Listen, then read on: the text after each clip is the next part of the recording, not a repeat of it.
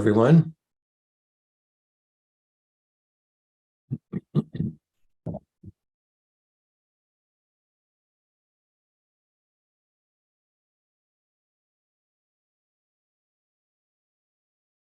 Taking my pause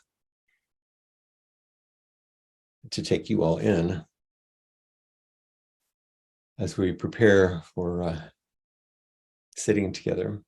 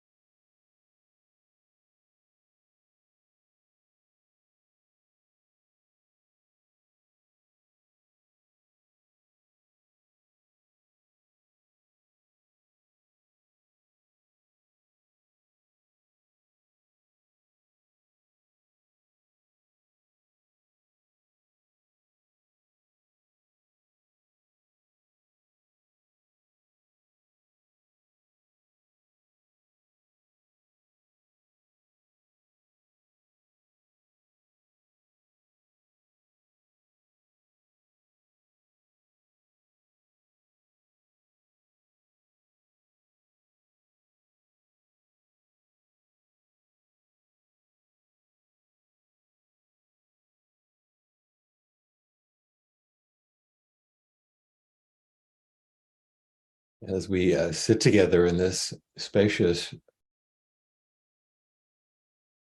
presence, I'm reminded of the beautiful phrase I offered you last week from Padre Gotuma about in the shelter of each other. The people live in the shelter of each other. We sit together.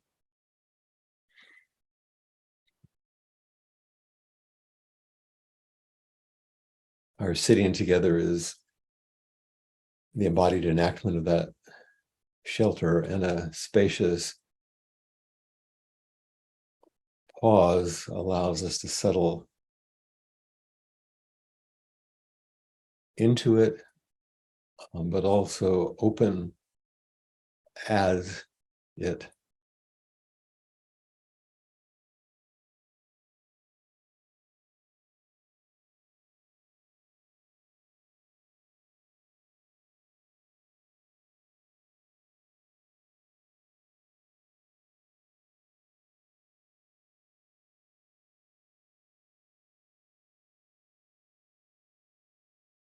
Do you find some place in you which has this willingness, the willingness to take your time and settle into this shared opening?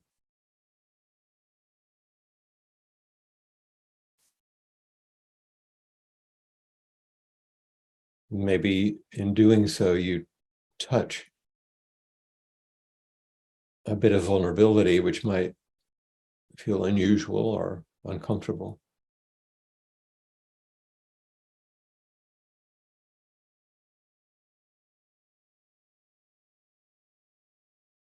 Just breathing into that space.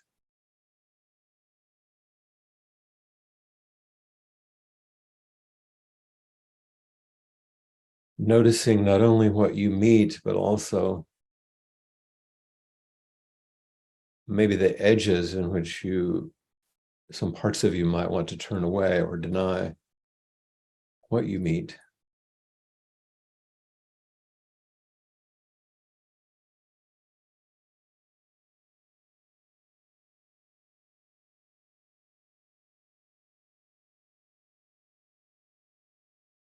There's nothing to get rid of or change, just to welcome it all.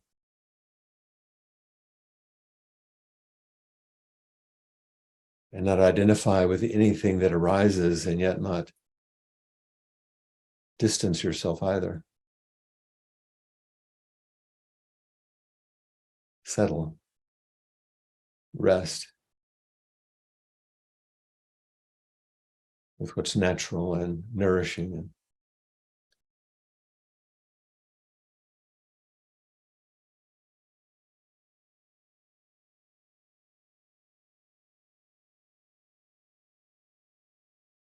just breathing.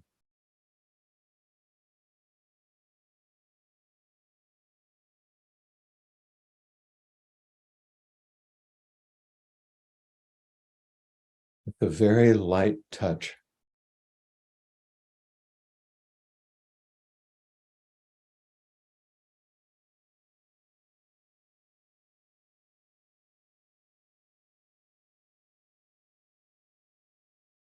Such a gentle pause and a light touch is a reminder to rest in body time and time of spirit rather than clock time. Or this body time is so natural and generous. Qualities of patience and curiosity to rest.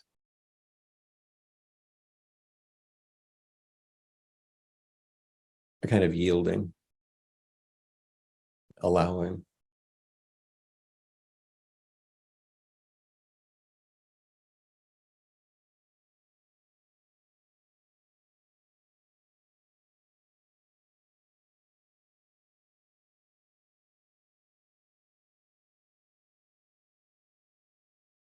Whatever your experience, and to whatever degree you can begin to settle in this gentle way into natural body time, you might notice you feel your way into a deeper resonance of kindness and care, both for yourself and for those around you, or if not, to feel the kindness and care that might be coming from others.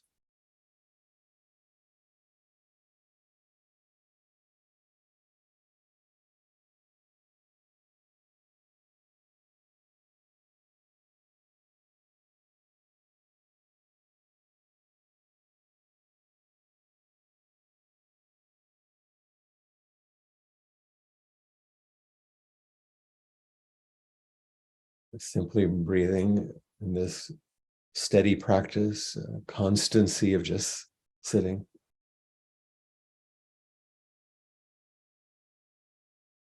Do you find that you're better able to tolerate this receptive, quiet stillness?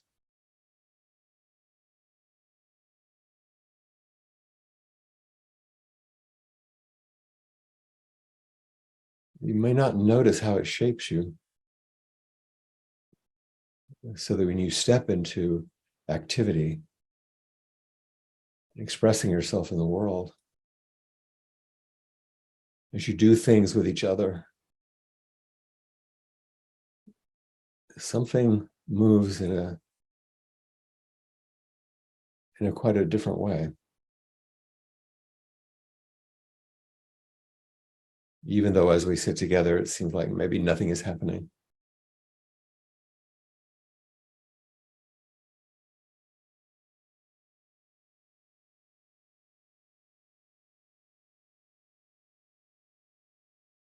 But if we don't engage in this shared soft willingness to take the time to feel our way into this natural rhythm of just breathing and sitting together, we don't notice what's really truly life-giving, maybe life-saving.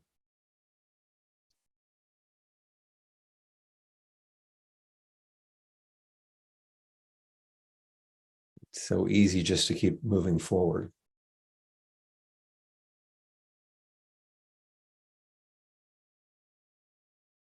Simulating the intimacy we actually long for.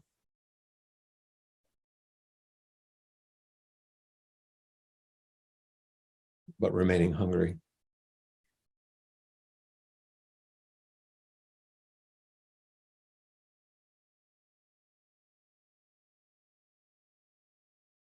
This simple light touch of just sitting and breathing together, the shelter we create together, is what all the practice is about. Just appreciating our life, living out our life fully and generously, with everything that comes with it. And we're always doing this. There's no other way. You are always yourself. But without practice, we won't and can't really realize the beauty and fullness of who and what we really are. What life is asking of us, what it's giving us.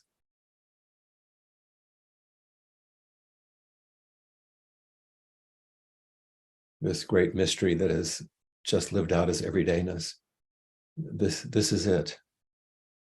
This is it.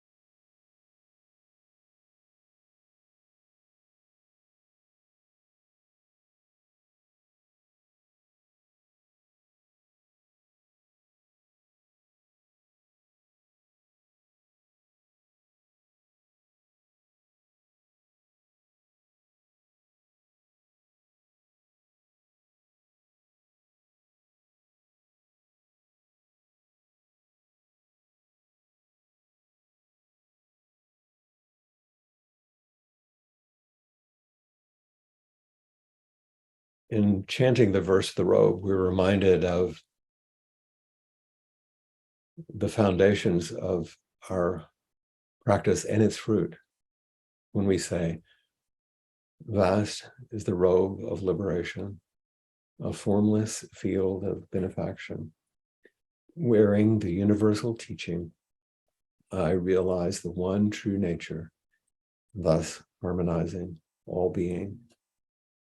Vast is the robe of liberation, a formless field of benefaction.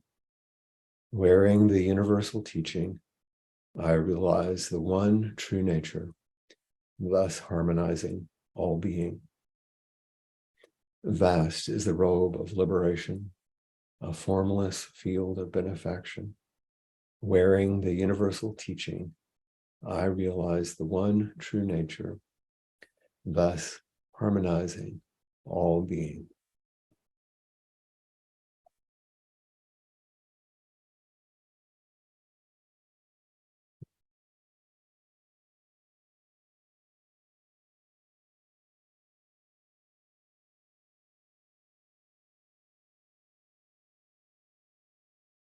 I remember especially in the last few years of Ron Kurtz's life, the creator of the Hakomi method, I spent a lot of time with him here and there in those last years, and he would talk more and more about what he called waiting and loving presence when he was with someone in that sort of sphere of kindness. He would pause. I'm calling it pausing. He called it waiting, with some confidence that what was needed would appear, what would emerge from the person that could be met, or something that might be needed. Not an answer to a problem, or not waiting for some clever management strategy or a quick defense, that kind of coping, but in the space of pausing and loving presence, which we actually practice every time we sit zazen, we get to begin to see more deeply the truth of the moment, which is a little conceptual, but actual body and our breath, our thoughts and our feelings, our stories we're living by. Week before last, when I was teaching at the Cape Cod Institute, we were talking about applied mindfulness and studying the 4 foundations of mindfulness. And what I just said was really the 4 foundations of mindfulness that the Buddha taught. Our body and our breath and our inclinations of what we're drawn to and we're pulled back from, our feelings, our thoughts, our stories. And for a long time, I didn't understand what Ron was talking about when he would just sort of wait.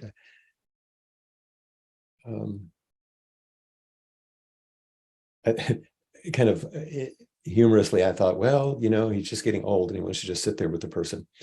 But now I appreciate what he was showing me. And it's actually what I was commenting on last week and this week as well. And what he was modeling. And I think it took age and an experience for me to live my way into what he was teaching, at least in that regard. And that's always the way it is, actually, with the Dharma and with Dharma teachers, that these things unfold more fully and without end, because the Dharma continues. We can always go deeper, further, if we practice steadily. Constancy. And as I was putting together a few notes to speak from today, I realized I am now the age he was when he began emphasizing this spacious presence and pausing and waiting. Once again, not looking for a particular experience, but just making space for life to express itself through every part, every moment, and with an immense confidence that what would move into that space is what's needed. And what else could happen?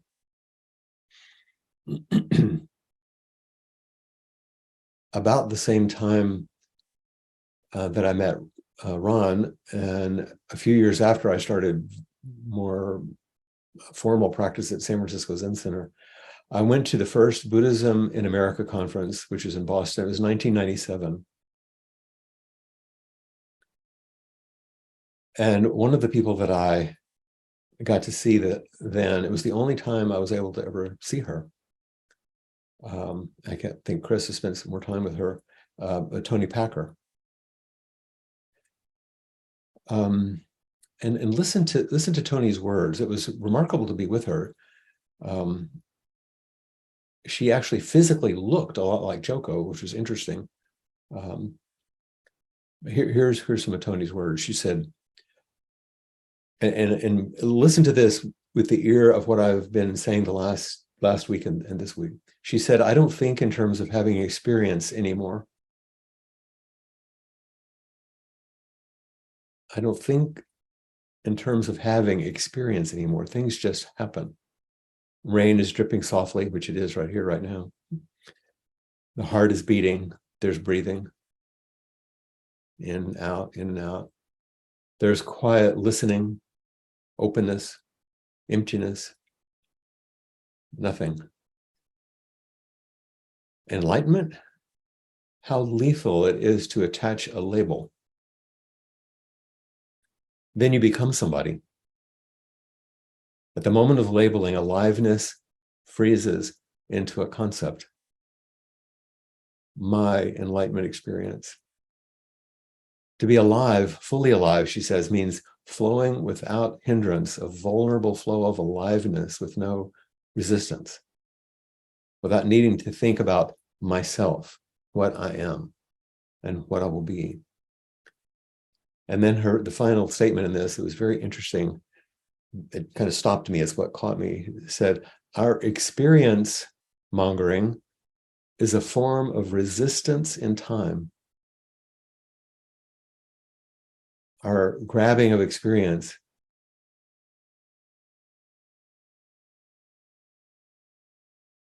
is a form of resistance in time. And for those of you that don't know much about Toni, this is interesting because toward the end of her life, if you were to ask her what she did, she called what she did meditative inquiry. It's the same term that I use. And she founded the Springwater Center in New York, but she started out as a student in the Sanbo Kyodan lineage of Zen Buddhism, which is a kind of a lay lineage, actually, using koan study and many wonderful teachers in that lineage. And she then found her way to the Rochester Zen Center and became a senior student of Philip Kapleau, who wrote The Three Pillars of Zen. Some of you are familiar with that book, and was set to be his successor, actually. But she was born in 1927 during the rise of the Nazi Party in Germany. And at some point, her family moved to Switzerland, where she later met her husband, Kyle Packer, in 1950. And then they moved to the US. It's a much more complicated story, but and practiced diligently and was to succeed Kapleau. But she ended up stepping away from the formal Zen tradition in which she trained and began teaching in a style that was less traditionally Japanese.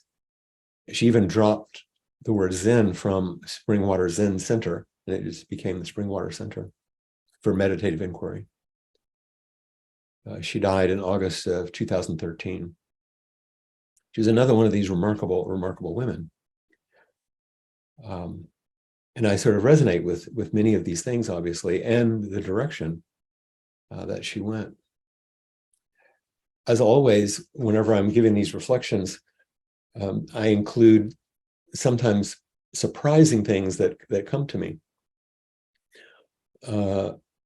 as I'm trying to sort out my thoughts. And this was, I'm going to read something that came from the Everyday Dormosaurus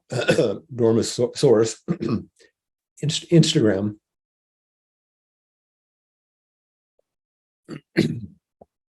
And this is a feed from two of my friends, Devin and Nico Hase, Hase. Devin and Nico were living in Hawaii when Aaron and I moved here. Nico was finishing his PhD internship in Hawaii, his doctoral internship, and Devin was teaching. And part of Nico's time, he was here on Molokai, and they lived on Oahu, but we got to be very close, and they were writing a book. In fact, they sometimes used this room for a little writing retreat to finish their book. And they're young people writing for Gen X and Gen Z and all those other generations that in a different way. And their book, which they published through Shambhala, the main title is How Not to Be a Hot Mess, which interestingly was released and came to publication in March of 2020. So their entire marketing, their book tour, everything they had in place collapsed. And instead, they went on a solitary retreat, actually apart as a couple, in forest in Oregon, set up and went into retreat for a year, 1 full year. And this week, this was one of the things they posted on their Instagram feed. I don't know what the Dharma is anymore.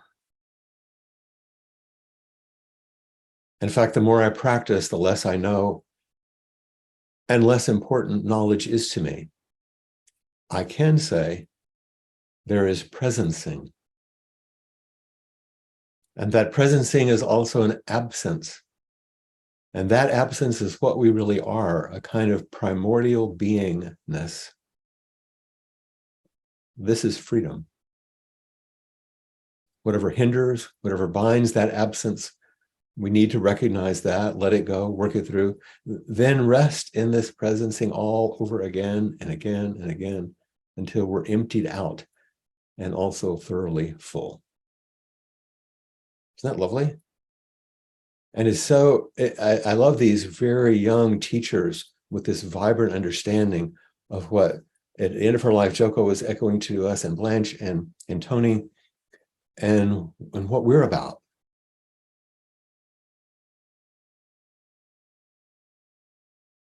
I couldn't believe when I began to read, I don't know what the Dharma is anymore.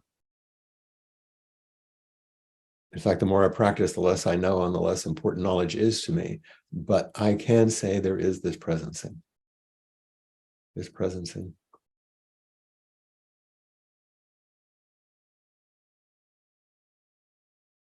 Another echo back from Tony. She said, the emergence and blossoming of understanding, love, and intelligence has nothing to do with any tradition, no matter how ancient or impressive. It has nothing to do with time. It happens completely on its own when a human being questions, wonders, listens, and looks without getting stuck in fear, pleasure, and pain. When self-concern is quiet, in abeyance, heaven and earth are open. The mystery, the essence of all life is not separate from the silent openness of simple listening. Once again, it's almost poetic. It's the same message which we bring to inquiry. The emergence and blossoming of understanding is not captured by any tradition. And yet these traditions carry it on. And practicing the traditions fully helps us realize that. In another interview with Tony, she was being asked by Helen Torkov, who was the editor of Tricycle at the time. She said, you did all this formal Zen practice. Like, was that a mistake? And she said, heavens, no. It was necessary. When she says here that this opening happens completely on its own when a human being questions, wonders, listens, and looks, that's our practice. And then she goes on, without getting stuck in fear, pleasure, and pain. Well, that's easy to say. But aren't we all captured in fear, pleasure, and pain all the time? When self-concern is quiet, having self-concern and abeyance is easier said than done. It's easier understood than lived. And she says, when that's in abeyance, heaven and earth are open. Well, heaven and earth are always open. It's never closed. That's one of the things that, for example, I think in good, like Ed's photography, he can show you heaven and earth are open all the time. But without a steady and committed practice, we don't realize it. We don't see it. The mystery can seem far away.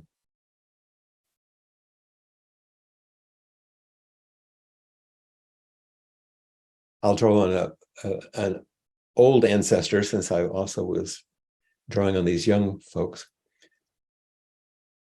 At the end of a summer practice period, about this time of the year, in 1249, Dogen wrote this poem. This is English translation, of course, but in seeking for Buddhahood through Zen practice, have no designs on becoming a Buddha. If you practice Zen by designing a Buddha, Buddha becomes increasingly estranged. When the tile is shattered and the mirror vanishes, where is your face? Whereupon we understand that reaching here requires some effort. So that those first sentences about if you're struggling to try to become a Buddha, then you're going to be estranged from it, because now you're trying to make something that is already here. You're trying to create the unconditioned. Buddha becomes increasingly estranged. And then he refers to an old story, which some of you may be familiar with, between Matsu and Nanyue, his teacher. When the tile is shattered and the mirror vanishes, where's your face? You know this story? Just briefly, Matsu was practicing very diligently, and his teacher came in and asked him, "What are you doing?" And he said, "Well, I'm sitting zazen." And he said, "Why are you sitting zazen?" And he said, "Well, to become a Buddha." And he said, "Oh, okay." And then Nanyue went over in the corner, and there was a broken tile from the roof, and he got the two pieces of tile and began to rub them together, which was a great irritation to Matsu, who was sitting. And Matsu said, what are you doing?" And he said, "Well, I'm trying to make a mirror." He said, "How can you make a mirror by polishing a tile?"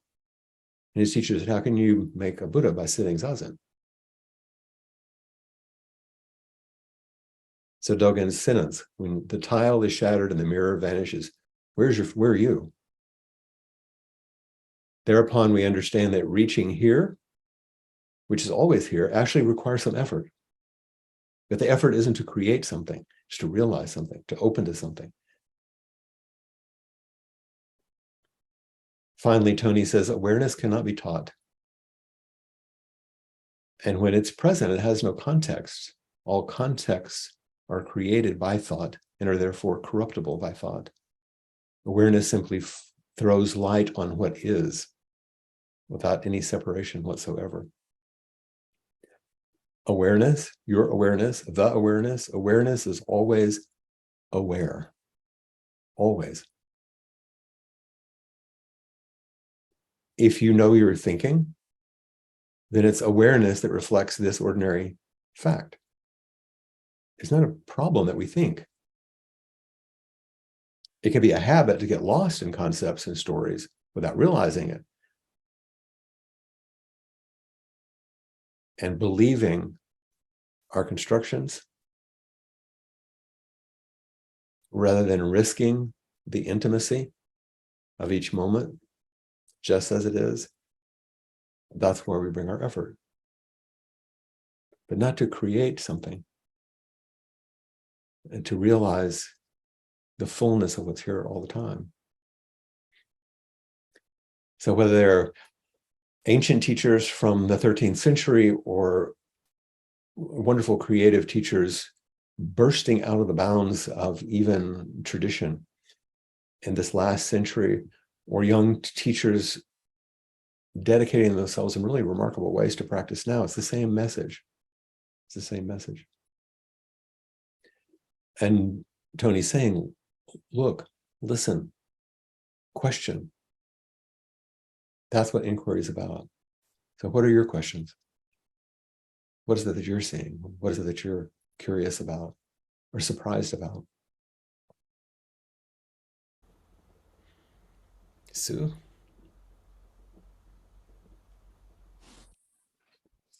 Hi, Flint.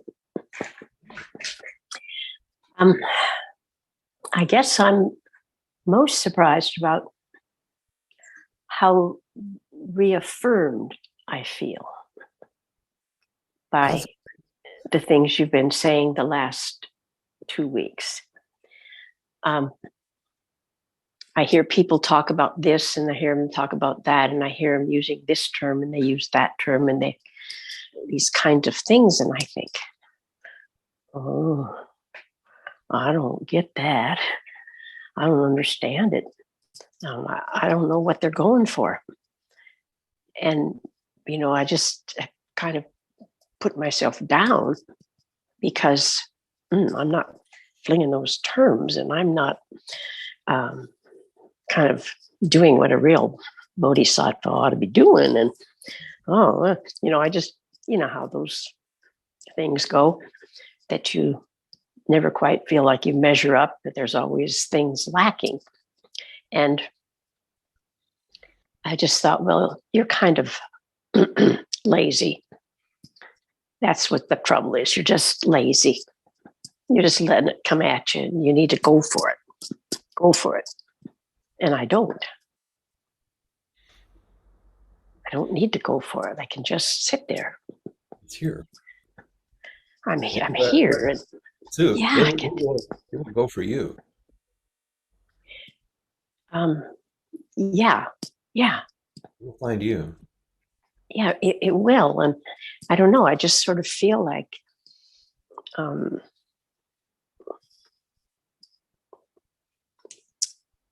I'm more aged than you are. Yeah, you got another decade on me, don't you? I got another decade on you, kiddo. and, um, And also, what level did you teach mostly? well, What grade? I taught first through fifth grade. Right, right. But primary school and some early. Right. And Mhm, so I think if and this has nothing to do with knowledge or intelligence, mhm, but the real thing is if you can't express the Dharma at a level that those kids would understand, mhm. then it's too complicated. Yes, yes, and um, That's what we it's rely on you for sometimes, yeah, to say and exactly what you're saying. it turned out that when I was a docent at the art museum, I gave tours that were just about the same for grade school children and adults. Mhm. And I thought, oh, that's kind of sneaky. Or, that's, is there enough meat in that? But it was just there for them. That's where the aliveness is for all of us and the child. Yeah. And I always kind of, I mean, it just happened. It was just the way I had to do it. And it's So quite nice. today you're feeling affirmed. Yes. Yes. Good. And thank you. It's Good. just wonderful to be here with everybody and sit here um, and be here. I'll tell you just a piece of what to me was a dear story from the retreat that uh, we did. I keep calling it a retreat. It was supposed to be a seminar, but in Cape Cod, and without revealing anything particular, that feeling that you expressed of, I don't know what these people are talking about. I don't get what, that place you can come to.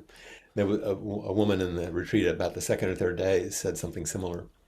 And it wasn't challenging in any kind of aggressive way. It was just, and we talked a little bit and kind of played a little bit. And the more she spoke, the more it was clear that she actually was receiving the essence without worrying about the intellectual part.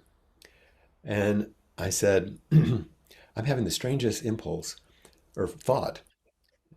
And she said, what's that? And I said, are you familiar with the old song that I think it comes from, oh, I forget now which play, it just went out of my head. But anyway, uh, I could have danced all night. Uh-huh. Yeah, so and still, I said, because what I experienced, there's some kind of longing. There's a longing for the dance. Yeah. Not, Mhm. and so we let it go. It was fun and all that. But later on, I thought, oh, I have that music on my computer, so when people come back from a break, I could put it on. It'd be a nice way to enter, just, listen to some music.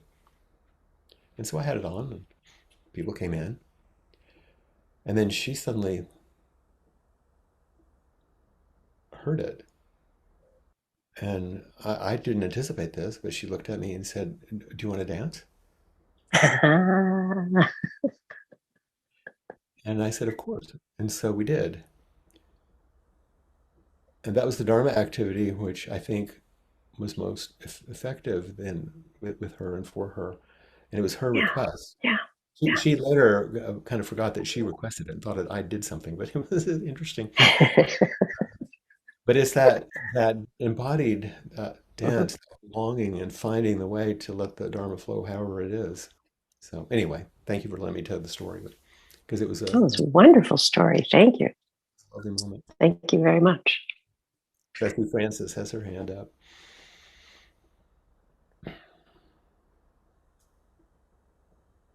You're still muted. There you go, There Francis. we go. There you go. I don't have anything new to add. I was like Sue, feeling relieved with your talk, but I'll tell you, Sue's comments just brought me joy. Yes, I hope so. Oh, I loved what she said. I related so much to it. Mhm. And that's all I wanted to say, was just that I already was feeling somewhat relieved about my own practice from what you said. But after she reaffirmed it in the way that she did, it was just beautiful. That's all. Yeah, it's that that strange paradox that says there's nothing to do. It's all right here. And It was interesting that it's really important to put a good bit of effort into this not doing. I mean, it's a paradox. You know, yeah, yeah, and to trust that. that's it. Uh, and knowing, after she said she'd been a teacher, as you know, that's education is my area too. And I think we keep pushing that there's something else we should know. There's something else we should do. There's an accomplishment we should make, or make sure somebody else is making. So anyway, it was very beautiful. Thank you. And there are moments in the outside world where that it is important to know things and accomplish things, that that's useful. But we're talking Mhm, about spiritual practice, mhm. which is um, sets us in a different direction, not in opposition, because that direction helps us when we do step back into the world and need to express ourselves and to know things. And And there so, is something very lovely about being 70 and beyond that gives us, I mean, I'm just oh discovering yeah, that absolutely. there's an opening that hasn't been there before. That's right. And that's one of the reasons I brought in the reflections of those younger teachers, because it's the same teaching and it's how it flows through someone who's 40 years old.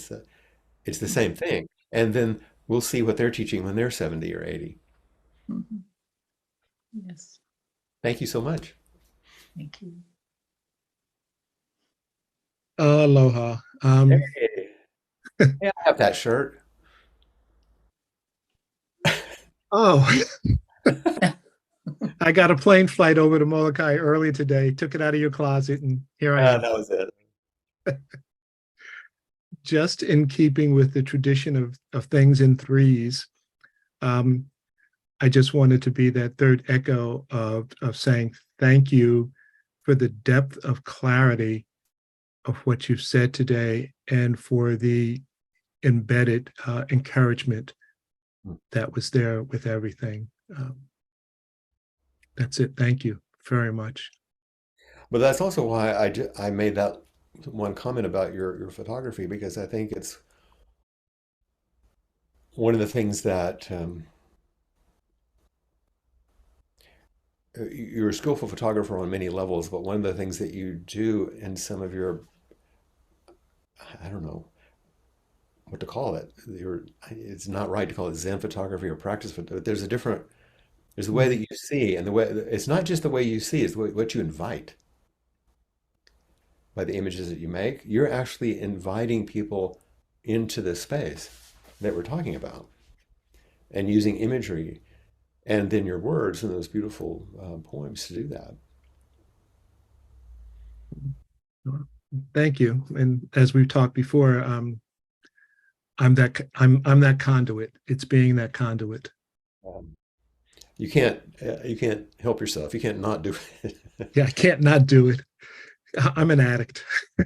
Well, but you know it's different because um, it's I understand what you're saying, and addiction, of course, is in grasping, but this is because you don't grasp. Mm, That you can't help it because it's flowing through you, and why would you want to do anything else? exactly. You're being used by the universe. Exactly. You're a clearer and clearer function, and people are recognizing it these days and asking you to come forward because you are. Again, thank You can you. bow to that. Thanks, Ed. There's Darcy. Hey, Flint. Hey, everybody. You'll follow So your I, Dharma friend from what follow did your you say? Dharma friend Ed from the retreat. Yeah. So I actually just got back from another sort of retreat. And I, I feel relief from hearing you talk today because there's some stuff working in me. At this retreat, there was a woman who led meditation in the mornings, which I hadn't expected. And her practice is centering prayer, but she drew in lots of different faith traditions, and it was absolutely lovely. And I couldn't believe I heard myself saying to myself, and I think I said it to my sister, that if there was some sort of, if there were a spiritual director like that where I lived, I might go back to Christianity. Yeah. And I just, it just sort of stirred this longing, which I think was already there, and I know has already been there, of wanting everybody to just come together, you know? Yeah, and the shelter of each other Yeah, can live. yeah. It's like it's no difference here, and I just so want to share that, and I feel like I don't know how, you know, You're because doing some of the yeah, it right now, Darcy. I do it. It's But it's interesting something. because one of the strong ways you are teaching recently is in the way that you're responding, of course, to the loss of Keb. That's either her teaching or you teaching, or forget the you and she. Because something's moving more deeply, uh, and it's irresistible. I mean, you can't really have a defense against it. What did you say? I have a defense against? There's no defense. When I'm around you, I have no defense against the way that you come forward because it's real and direct and raw and Yeah, powerful and immediate. yeah, And it's the only thing that Keb believed. Because she didn't have any tolerance for bullshit. no. And I don't either anymore.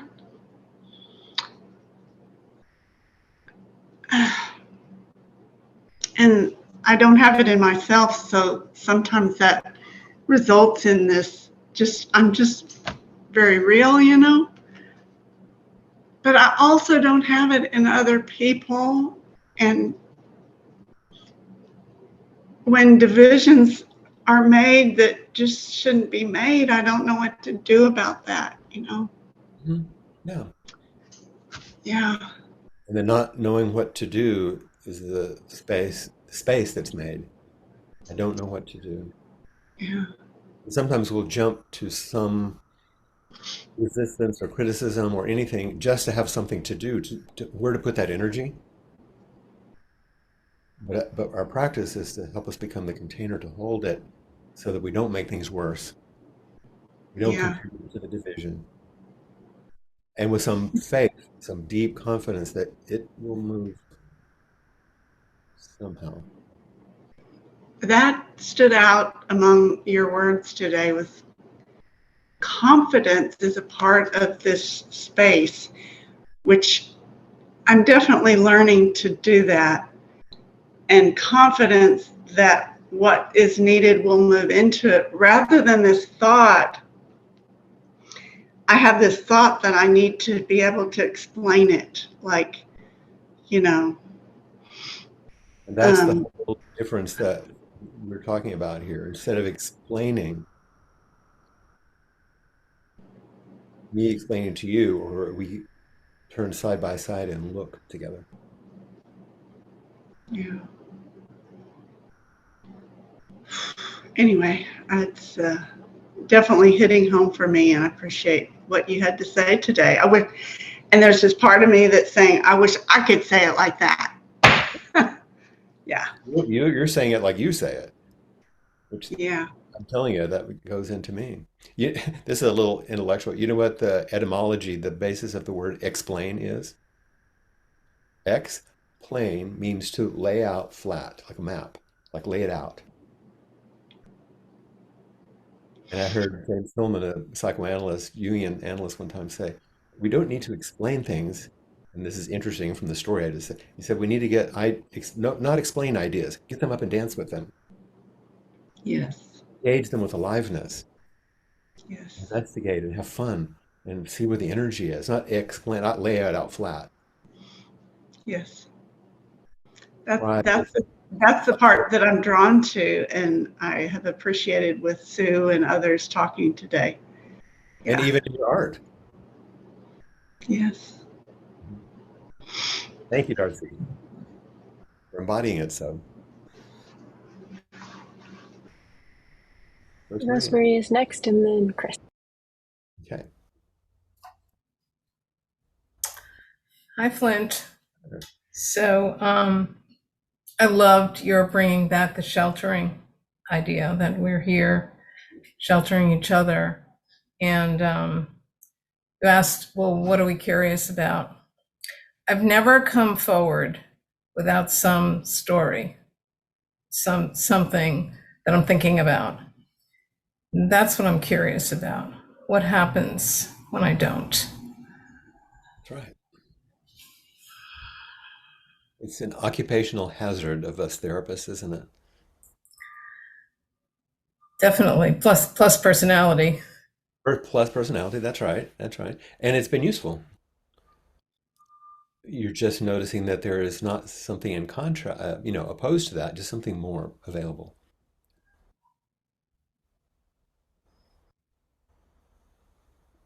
Yeah. You just rest in the present moment. You breathe like that. Let yourself see that I can see you and that you see me.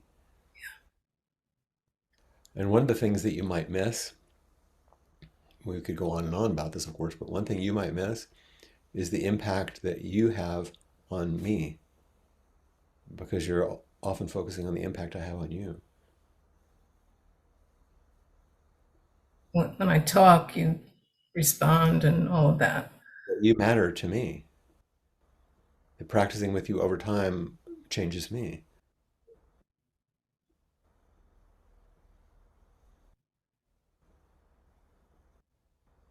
This is happening between us.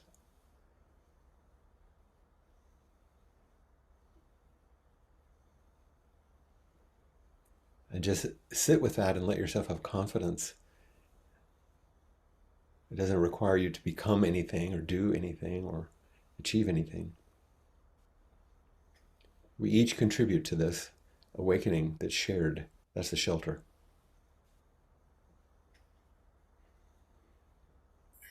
It's see, I wish my hand could go over to your side. I'm going. Sure.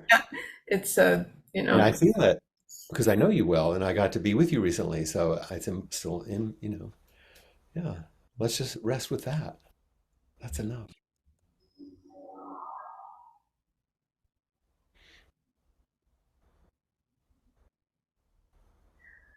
take that with me. Good. Please do. I'll take it with me too. Thank you.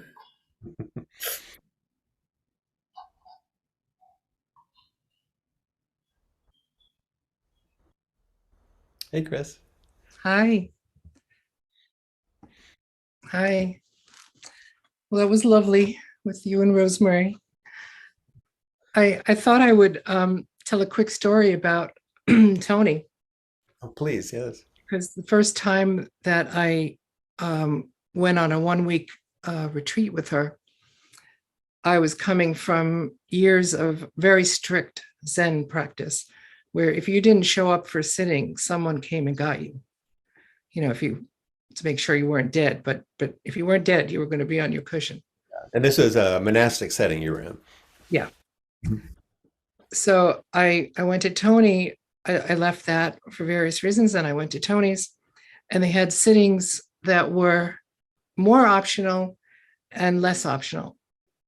So And it was totally, totally confusing to me. And so there were times when Tony would be there, and then we would know that, and everybody would show up. And when she didn't, hardly anybody would show up. And there were many times I would come and sit by myself. And then I watched myself go through this whole judgment thing. Where are they? How come they're not showing up? And then, of course, I fell right through the whole Zen hole, right? Because I was trying to be a Zen student. Mhm. And I just fell through all the things that propel us. And then what I ended up with at the end, through the many times that I was sitting alone, was that I missed the presence of others. It wasn't the rule, that I missed. It wasn't the obedience. It felt better when there were other people, and that was the most simple that it was. But I had to go through all that first, just, yeah. Absolutely. It's not dissimilar to the story that in this particular interview I mentioned that Tony tells about her own practice. Hmm. She said it was beautiful and I loved it. And the discipline and the robes were gorgeous and all that. It was useful so that I could take that to its limit and learn what it did teach me and come away with a sense of, oh, it's all about connection. Mm. It's all about the deep seeing. But that helped. That was a vehicle and people have different vehicles. Like, Darcy was saying, it doesn't have to be that vehicle, but it's one I'm drawn to, one you're drawn to, and it's a useful one. And then sometimes something surprising happens. I thought it was interesting that the woman that I spoke about the dancing came to you wondering what I was doing.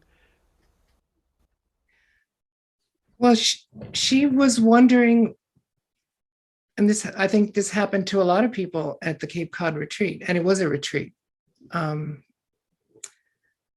People wanted to know what it was, with a capital I. What is it?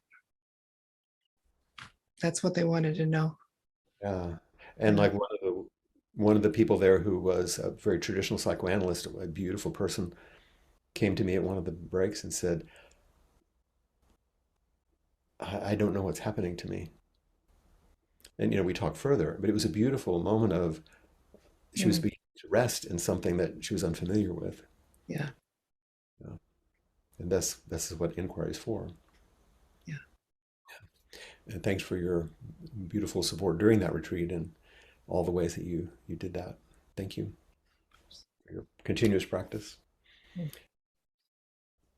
So let's voice the 4 practice principles then, in reminding ourselves of this practice direction we're going. Caught in the self-centered dream, only suffering, holding to self-centered thoughts, exactly the dream. Each moment, life as it is, the only teacher, being just this moment, compassion's way. Caught in the self-centered dream, only suffering, holding to self-centered thoughts, exactly the dream. Each moment, life as it is, the only teacher, being just this moment, compassion's way. Caught in the self-centered dream, only suffering, holding to self-centered thoughts, exactly the dream. Each moment, life as it is, the only teacher, being just this moment, compassion's way.